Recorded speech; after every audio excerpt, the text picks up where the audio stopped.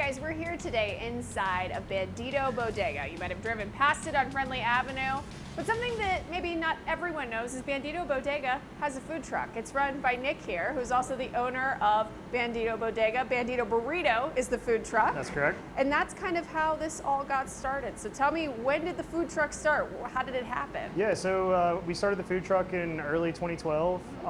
There was kind of like an opening for that in the market. We didn't see a whole lot of people doing it in Greensboro. We knew it was something that was big elsewhere. So got our hands on a truck, started the truck, and that kind of grew into the restaurant. Why burritos and tacos?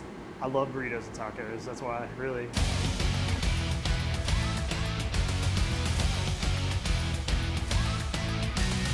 I remember eating on a food truck in Chapel Hill and getting a burrito after a concert one night and thinking, like, how cool would it be to have my own burrito truck, you know? And so I did it.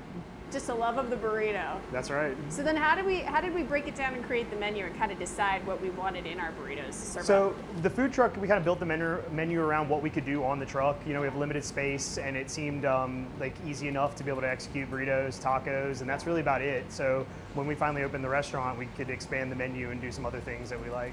What's the best part of running that food truck? I would imagine seeing people sink their teeth into a burrito and just loving it. There's, you get a lot of satisfaction out of watching people eat the food and enjoy it. I think that's something that anybody that cooks can relate to. I always like it. It's kind of like a field trip, you know, when you work in a restaurant, you're stuck in the restaurant. With the food truck, you get to go out and experience different places, different people, and really like interact with the people that are eating your food. For us, that we started as a food truck, and it was a way to like, you know, get into business without spending a fortune. Right. And take this, you know, tiny, relatively cheap food truck and then turn that into a bigger business.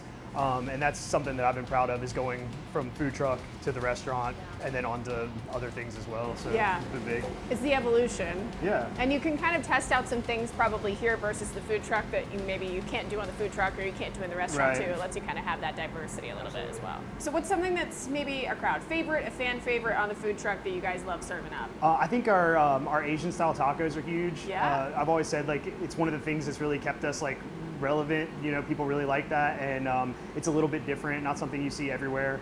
And of course, we're known for big ass burritos. So yeah, both of those things. Okay, I'd love to try something. I'd love for you guys to serve up one of those two for me today. Absolutely.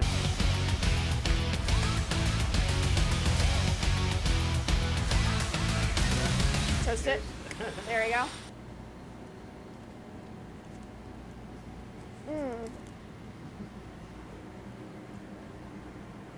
That is so good. It's so fresh. The peanut sauce on it too. Oh my goodness. That's outstanding. That is really good. I'm also cleverly avoiding the jalapenos if you can't tell.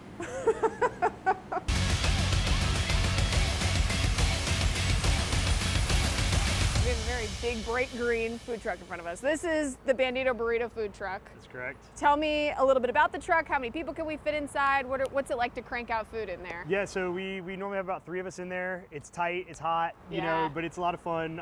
This truck's from the 80s too. It's been around forever. It's had a lot of different lives, but now it's a food truck for us. You can catch Bandito Burrito as they're rolling all across the Triad, Greensboro, Winston-Salem, High Point. They're everywhere, so come check them out.